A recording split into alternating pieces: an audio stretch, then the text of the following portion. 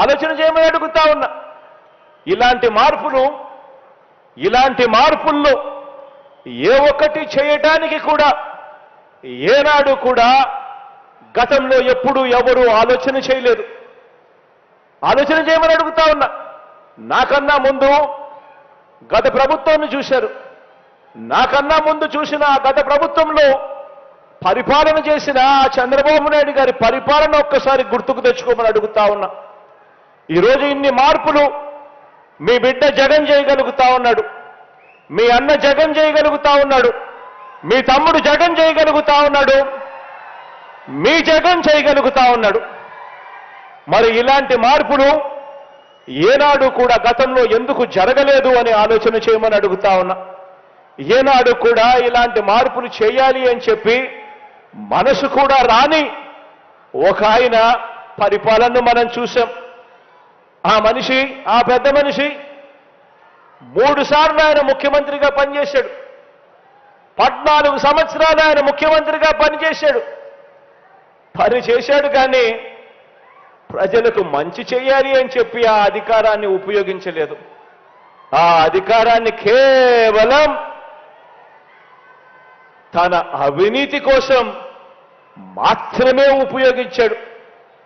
ఆ అధికారం ద్వారా వచ్చిన అవినీతితో వాటాదారులైన దుష్ట చతుష్టయానికి బిస్కెట్లు వేసినట్టుగా వాళ్లకు పంచాడు.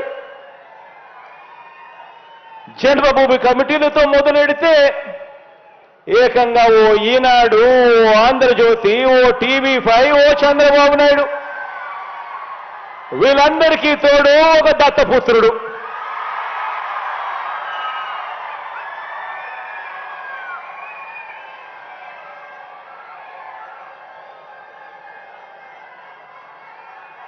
వీళ్ళందరూ కూడా అధికారంతో ఏం చేశారు అని అంటే ప్రజలకు మంచి చేసిన చరిత్ర లేదు, ప్రజలు గుర్తుపెట్టుకునే విధంగా పరిపాలన చేసిన చరిత్ర లేదు. ఆ అధికారంతో కేవలం దోచుకోవడం, దోచుకున్నది పంచుకోవడం మాత్రమే జరిగాయి అని చెప్పి ఆలోచన చేయమని కోరుతా ఉన్నాను మీ అందరితో కూడా. మీ బిడ్డ ప్రభుత్వంలో ఈ 55 నెలలుగా మీ బిడ్డ ఎలా చేయగలిగాడు?